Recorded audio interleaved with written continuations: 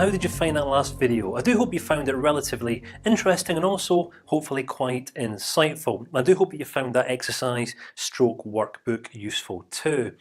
In this video, all I really want to do is just build upon one of the ideas that I shared with you in that last clip. Do you remember when I mentioned one of Gerard Egan's bullet points, one of his ideas, that sometimes we can become more focused on information seeking than what we can become or what we would be on understanding seeking? Remember, if we're focused more on gaining information or exploring information or looking at information, we can sometimes end up completely overlooking the truth of what's actually going on in terms of a person's motives and why they do what they do. So all I really want to do here is just at this stage spell out for you, so that we can all be singing off the same song sheet, the difference between results and reasons. Because sometimes, in fact, more often than not, when a client comes to you as an NLP master practitioner, they're going to be focused 100% on the results that they have ascertained in their life. Perhaps this might be the results that they're currently experiencing in the quality of their relationships. They might be going through a massive season of transition or change in their lives. They might have money problems. They might not be getting the results that they want to be getting at work, and their managers or bosses are coming down on them really hard, or things like that. And when people are focused on results, to be honest with you, we're focused on things that we cannot change. Now, that might seem and sound like a funny thing to say, but it's important to understand at this stage the extent of the things that we're able to control in life and the things that we're actually not. Because I've met many NLP practitioners, master practitioners, and trainers over the years who seem to be of the belief that they are the ones that actually bring about change into people's lives. Well, it's important that we understand one little principle, one little parable. I like to call this the parable of the farmer. Now, when a farmer has a farm, he'll go through year in, year out. He'll go through a process. The farmer understands the things that he's able to control and the things that he's not. And incidentally, I'm sharing with you a metaphor here, one that you can interpret at your will. You see, farmers understand that farmers are able to sow seeds. Farmers are able to nurture seeds. They're able to protect seeds by putting up scarecrows, things like that. Farmers can also feed their seeds and water their seeds. And those are the things that the farmer is only able to control. So the farmer can control sowing seeds, nurturing seeds, and watering seeds. But what is outside of the scope of a farmer's control is making the seeds grow.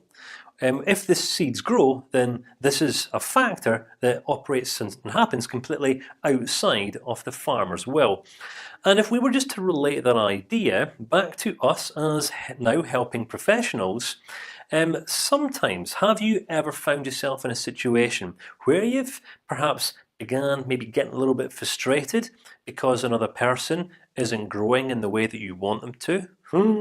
Oh dear, thought-provoking question, isn't it? This was a problem that I had for years. All right, I'm going to be completely honest with you.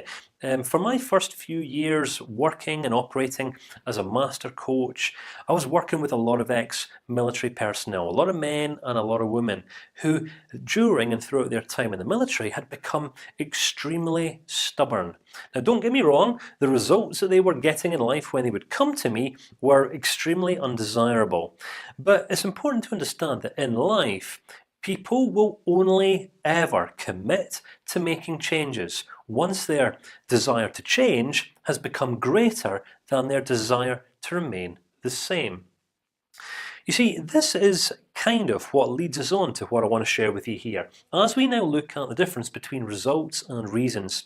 You see, as NLP coaches, practitioners, therapists, however it is that you want to frame yourself, you can focus on the outcomes of other people's problems. You can focus on the details, the specifics, their past life history, and this is all to do with information seeking. Now, what I'm not saying is that it's not beneficial in any way to understand another person's backstory, but what I am saying is that it's just not helpful to focus solely on seeking information and the information that they present to us. Sometimes we can actually get more from our clients through the things that they say, or things that they don't say, or through their facial expressions, or through the way in which their body language paints a picture that their words just can't paint. So what I'm going to urge you to focus on when working with other people, or when exploring yourself, better understanding yourself on a deeper level, is to focus solely on motives. And this is the reasons why we do the things that we do. And this is going to be the journey that we are going to be going on throughout the course, rather than just focusing on changing emotional states or changing thought patterns.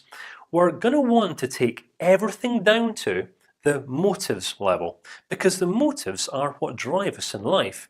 Have you ever heard a person saying, "I'm not motivated. I need to get some motivation"? Some people would say that I'm motivated by money, I'm motivated by success, I'm motivated by this.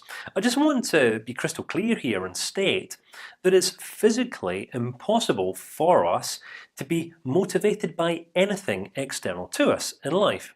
Now that again might sound and seem like a bit of a countercultural and a very unusual thing to say, but I can guarantee you that it is in fact true.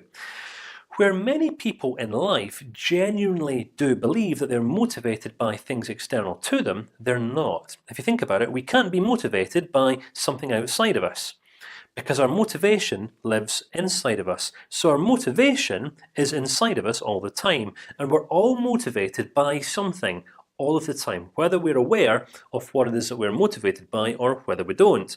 Some people are motivated by self-destruction.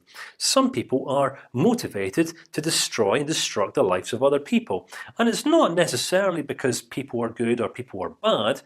I'm guessing that we're never going to understand the reasons why people say and do the things that they do unless we're completely prepared to put bias, prejudice, assumptions, judgments aside, and just seek first to understand this other person's motives by looking for the reasons rather than the results. I mean, if you think about it, it's very, very easy, isn't it, to judge other people when they say things or do things that we fundamentally don't like.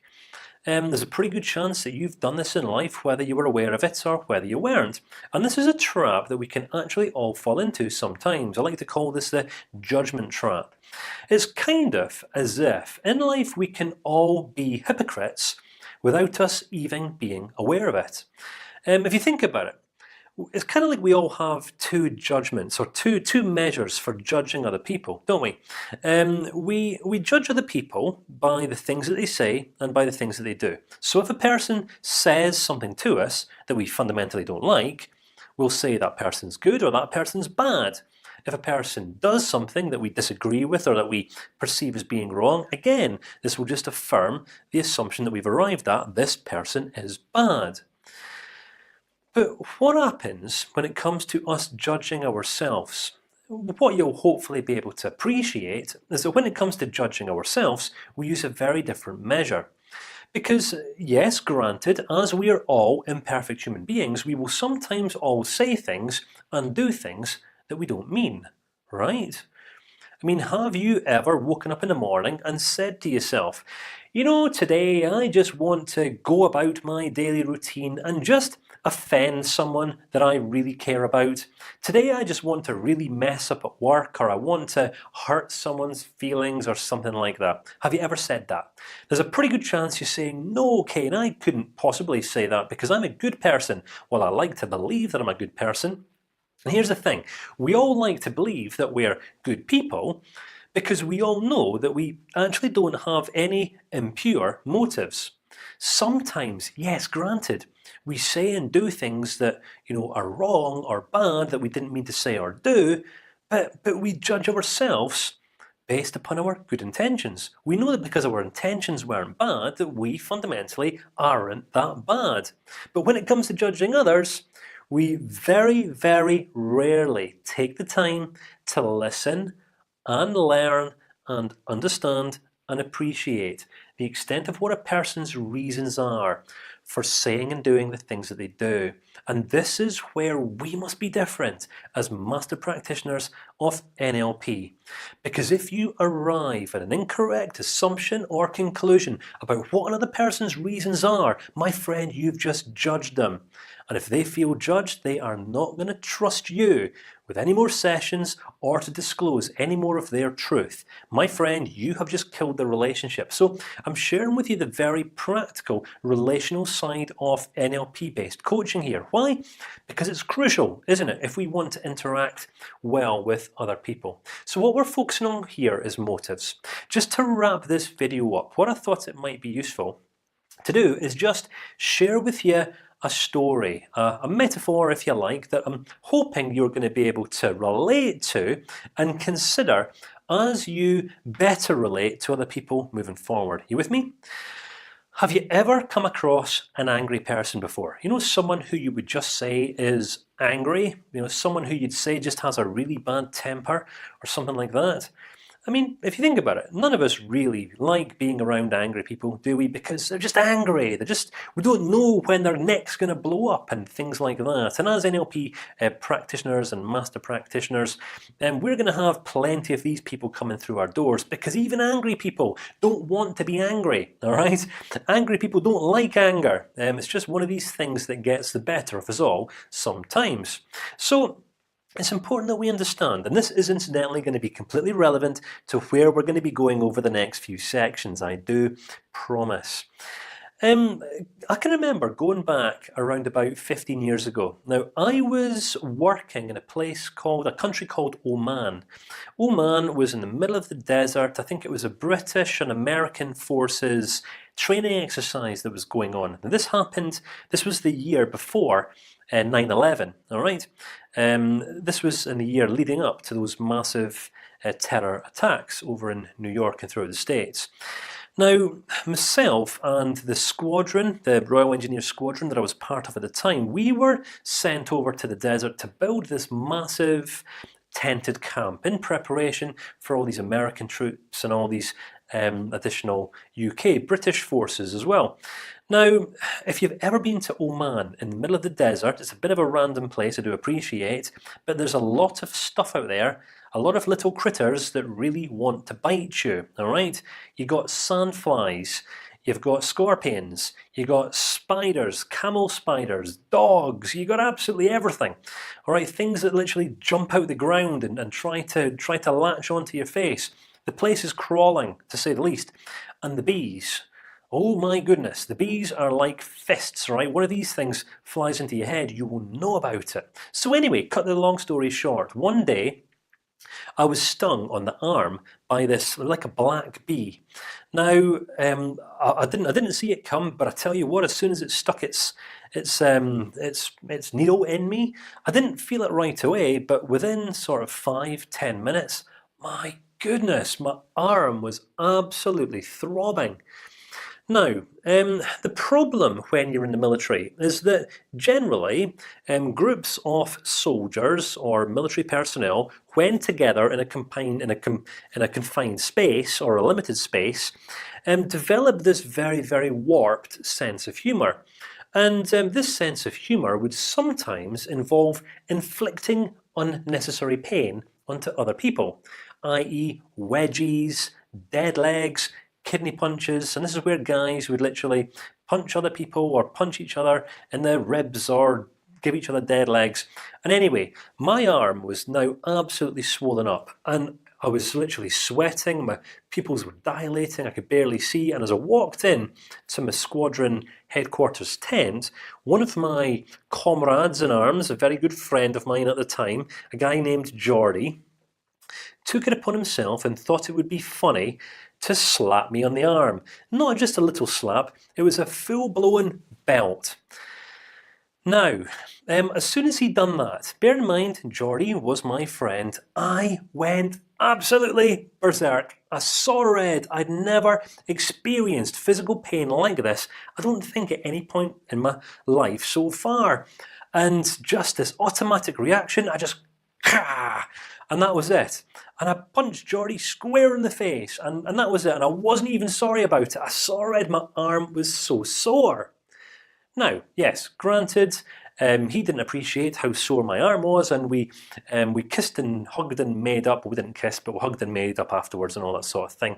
But the principle of the story is this: sometimes we respond more to people that slap our bee stings than how we responded to the bee that initially stung us. Does that make sense? I'll run that one by you just one more time, just in case you missed it. Sometimes in life we will respond or react more to those that slap our bee stings than what we did to the bee that stung us in the first place. And what I'm talking about here, if I was just to spell this out, all of us have past hurts, rejections, we have woes, stories, things from the past that have impacted us in a negative way. And generally, when we're very, very young in life, especially throughout childhood, we're not always fully aware of what's happening to us at the time. It's only generally in later years that we reflect back to things that have happened to us in our childhood. And when we think about some of the injustices that have been done onto us, we feel hurt, we might feel angry. So when someone else comes into our life that just says or does something that reminds us of that initial bee sting, what happens? We lash out, we react, we respond, and then we bring about a whole set of generally undesired results into our lives.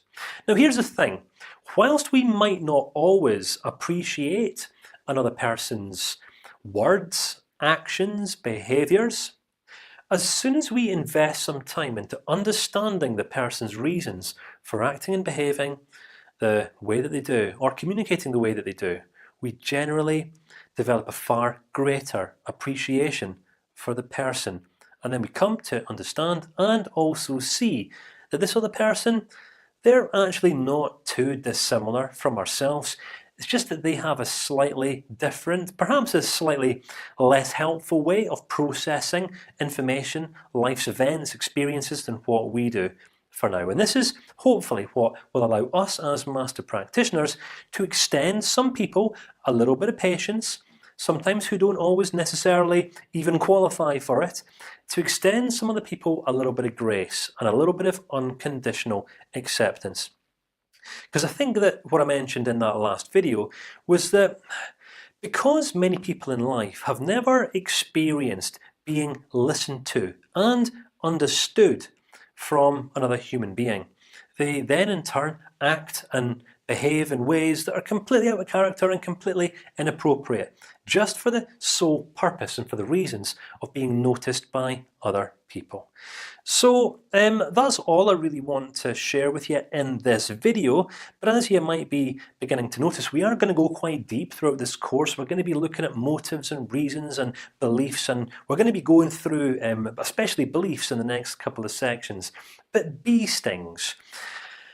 If you were to take 5 to 10 minutes right now just to consider if there are any past hurts or rejections or bee stings from your past that might rear their ugly heads every now and again today as you're interacting or relating with other people, just have a look, see if there's anything. It might be the case that there's not, and if so, that's fantastic.